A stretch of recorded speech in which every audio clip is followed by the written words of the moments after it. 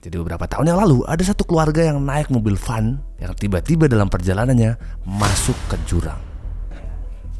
Kok bisa ada mobil yang sama di tahun yang beda, yang satunya kecelakaan dengan pakai lagu yang sama? Nah, setelah dilakukan pencarian oleh tim SAR dan juga tim penyelamat, mereka nggak nemu tuh satupun bekas kejadian dari kecelakaan tersebut. Bangkai mobilnya nggak ketemu, mayatnya juga nggak ketemu. Aneh gak sih? Selamat datang di episode keempat. Tidak berasa ya, kita sudah sampai di episode keempat. Ceritanya hampir semuanya kriminal. Bang, lu gak mau yang horor? Gue bukannya gak mau, tapi gak percaya gitu. What? Tapi gak apa, kita akan ngomongin soal konspirasi dan juga yang sedikit berbau horor biar lu pada betah. Nah, kan momentumnya lagi pas. Hari-hari ini tuh lagi semuanya ngomongin soal animator yang ada di Indonesia atau film-film animasi di Indonesia. Industrinya lagi rame banget. Nah, nyambung soal itu, di video kali ini kita akan bawain cerita soal animasi yang lu semuanya pasti tahu. Ini bocil botak pelontos 2. Mulai dari soundtrack lagu Upin Ipin yang diputer di mobil yang gak ada supirnya tapi bisa jalan sendiri, sampai yang lu semua gak pada tahu kalau ternyata Ipin Upin udah mati. Siapin kopi seperti biasa. Ini harusnya enak buat temenin lu pada makan ya. Siapin kopi dan cemilan. Kita mulai ceritanya.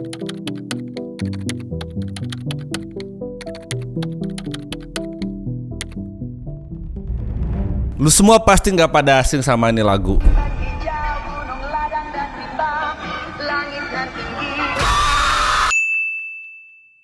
Nah, lagu ini sempat bikin geger di Indonesia. Kenapa bisa gitu, Bang? Ceritanya dimulai pada tahun 2020. Seperti yang kita tahu, tahun itu kita semua nggak bisa keluar rumah. Kita semua suruh lockdown di rumah karena emang situasi lagi COVID-19 pandemi. Hampir semua negara tuh lockdown. Indonesia juga salah satunya. Dan juga di Johor, Malaysia. Nah, karena waktu itu suasananya semua orang di rumah, jadi jalanan, kota segala macam tuh sepi. Paling kayak yang lu tahu biasanya di perbatasan gitu ada nakes atau petugas polisian gitu ya. Nah, di perbatasan ini tiba-tiba nih ada mobil van. Mobil van itu bentukannya kayak mobil yang nganterin paket lu ke rumah. Mobil van ini melintas, kagak ada supir, jalan sendiri, dan terdengar suara lagu yang gue bilang tadi.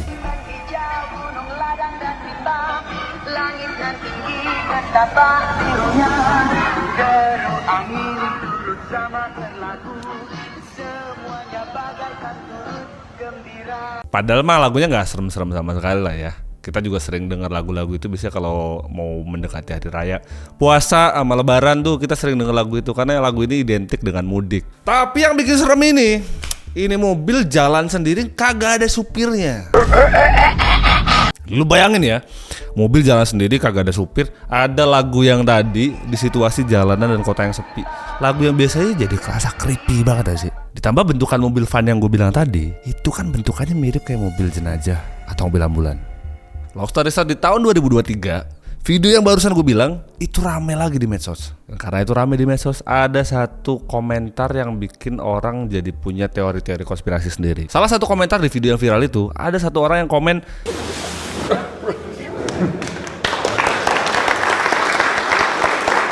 jadi beberapa tahun yang lalu ada satu keluarga yang naik mobil van yang tiba-tiba dalam perjalanannya masuk ke jurang. Dan saat yang bersamaan juga mobil itu juga memutar lagu yang sama, lagu Pulang Kampung Upin Ipin. Aneh nih, kok bisa ada mobil yang sama di tahun yang beda, yang satunya kecelakaan dengan pakai lagu yang sama? Iya benar, jadi yang terjadi kecelakaan itu satu keluarga dan mobilnya itu terjun bebas ke jurang. Nah, setelah dilakukan pencarian oleh tim SAR dan juga tim penyelamat, mereka nggak nemu tuh satupun bekas kejadian dari kecelakaan tersebut. Bangkai mobilnya nggak ketemu, mayatnya juga nggak ketemu. Aneh gak sih? Kok bisa bangkai segede itu, bangkai mobil nggak bisa ketemu gitu? Setelah beberapa tahun kemudian, tiba-tiba muncul lagi video yang nunjukin mobil dan juga yang kejadiannya sama persis kayak yang sebelumnya. Tapi anehnya kan kalau yang pertama kejadian kecelakaannya kan satu keluarga ya. Di video yang viral itu kan mobilnya kosong dan cuman terdengar lagu Pulang Kampung. Nah, karena video ini viral, orang-orang di internet tuh pada ngomongin semua kejadian ini. Ada yang percaya, ada juga yang nggak percaya.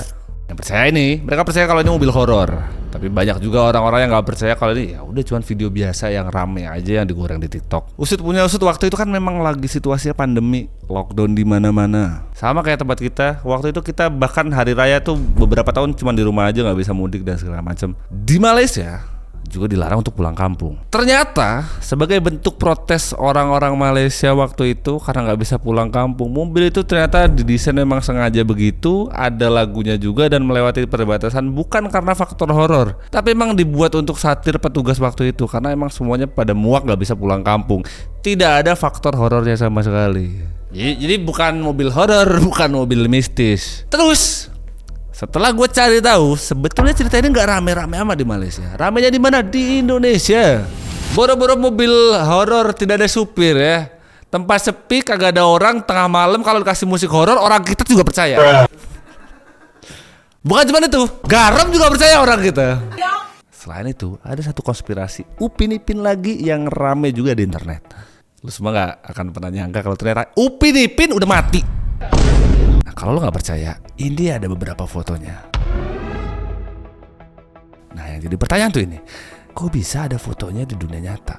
Foto makamnya real, tulisannya Upin Ipin. Bentar, apa ini cuman kebetulan atau emang sebenarnya Upin Ipin diangkat dari kisah nyata? Oke, jadi ceritanya gini. Ini sekitar 2021 sampai 2022. Waktu itu ada video yang viral di TikTok. Mungkin lo juga pernah sekali dua kali lewat di FYP lo. Ada foto makam kecil yang batu tulisannya Upin Ipin.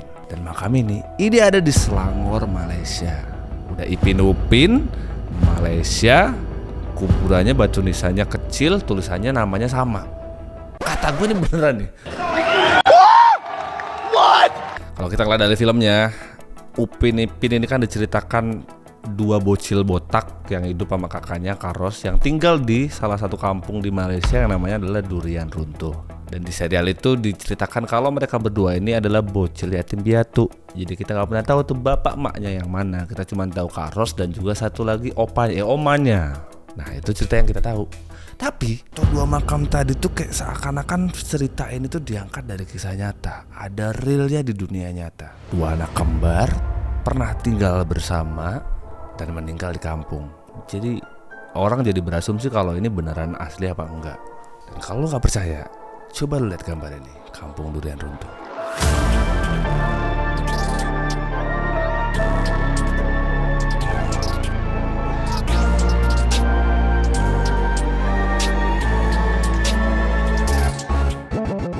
Di serial itu, suasananya tuh sama persis kayak rumah-rumah tradisional Melayu yang ada di kampung, tepat di mana kuburan dua bocil itu ditemukan. Jalan ke depan, ini adalah kuburan Upin dan ini adalah kuburan Ipin. Nah, lo kepikiran gak lo? Gak cuma namanya, tapi suasana daerahnya sama kayak di serial filmnya. Setelah video itu viral, foto itu nyebar di mana-mana, orang-orang mulai berkonspirasi, mulai banyak asumsi dan juga teori-teori liar. Yang intinya gini, Upin Ipin ini udah meninggal waktu mereka kecil dan meninggalnya karena kecelakaan yang tragis. Kakaknya yang biasa kita kenal dengan Karos sedih karena kehilangan dua adiknya. Akhirnya dia ngebuat cerita dan dunia imajinasinya dia sendiri yang seolah-olah adiknya tuh masih hidup. Dari sinilah animasi itu muncul. Ish, mana budak-budak ni? Teori-teori ini juga makin valid karena ada beberapa bukti yang juga valid. Pertama, tadi kan gue udah bilang nih, di batu nisan di kuburan di mana kuburan itu ditemukan itu ada tulisan Upin Ipin, sama namanya. Bentukan kuburannya juga kecil. Yang kedua, tanggal wafatnya juga cocok kalau dihitung dari usia mereka saat ini, sesuai sama ceritanya. Makanya kita nggak pernah ngelihat Upin Ipin versi gede segitu-gitu aja. Yang ketiga, di aslinya dua bocah ini tidak mempunyai orang tua, sama kayak yang kita lihat di serialnya. Kita tidak pernah digambarkan siapa orang tuanya, kita hanya dikasih tahu dia hidup dengan Karos dan juga Opa.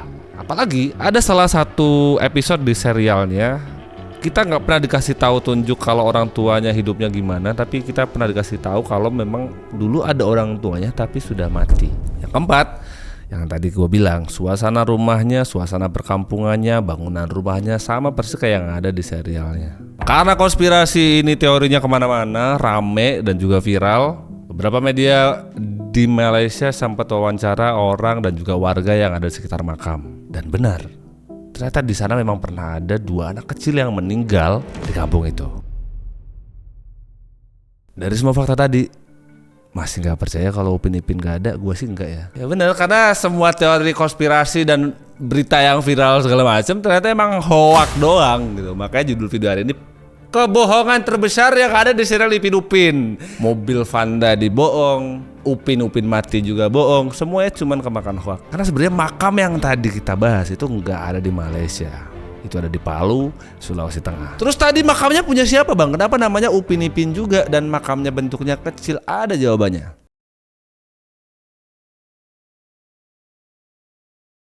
Ini fakta baru yang gue baru tahu juga. Ternyata Upin Ipin itu nama aslinya adalah Arufin bin Abdul Salam dan Arifin bin Abdul Salam. Nah kalau udah meninggal kan kita pakainya nama lengkap kan pasti. Harusnya nggak ditulis dengan Upin Ipin. Nah keluarga si pemilik makam 2 yang rame ini juga udah klarifikasi. Nah om dari 2 almarhum yang ada di makam tadi, di tahun 2000 beliau yang ngebenerin makam kedua bocil tadi, dan kedua orang tuanya nggak tahu tuh mau kasih nama apa. Nah salah satu keluarganya ngide kasih nama aja Upin Ipin.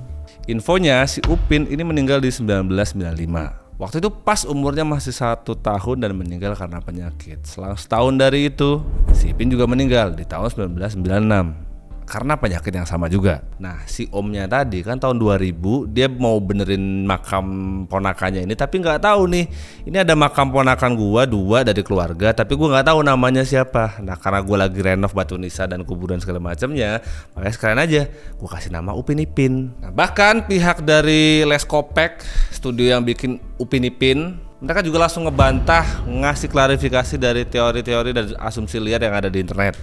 Mereka bilang kalau Upin dan Ipin bukan dari kisah nyata, tapi murni karakter fiksi yang dibuat dari tim kreatif mereka. Salah satu fakta yang gue tahu dari Upin dan Ipin kenapa mereka botak dan rambutnya cuma 1, itu karena awalnya mereka bentur sama budget untuk bikin animasinya, makanya rambutnya cuma 1 aja dan salah 1 aja. Terus kalau fiksi kenapa nggak diceritakan kalau mereka ada orang tua aja bang? Nah sama kayak yang alasan rambut botak dan rambut sehelai tadi, waktu itu pihak studionya bilang kalau waktu itu proyek Upin Ipin ini cuman proyek sampingan aja, nggak pernah kepikir kalau bakal segede kayak sekarang. Nah, karena kekurangan waktu, budget dan juga tenaga, akhirnya diputusin lah sama studio. Udahlah kita buat aja nih 2 anak yatim piatu aja. Biar apa? Biar mangkas biaya. Ya nggak aneh kalau cerita-cerita begini tuh ramenya, ini harusnya rame di negara sana juga kayaknya harusnya. Tapi tetap di Indonesia paling heboh dan paling rame, karena apapun yang berbau dengan bisnis tuh di kita tuh laku gitu. Oke, walaupun teorinya tidak seseram One for All merah putih, wih parah aja kreatif gue yang nulis aja deh. Itu aja tuh video hari ini. Ini episode keempat, guys. Doakan kita masih tetap konsisten untuk terus bikin cerita begini. Lu pada request aja. Next, lo mau teori konspirasi dari kartun apa lagi, atau kalau punya cerita yang pengen kita bawain di next episode, ntar gue terus di email di bawah, kalian kirim aja di sana. Thank you udah nonton video ini. Kita ketemu lagi besok. Sampai jumpa di episode 5.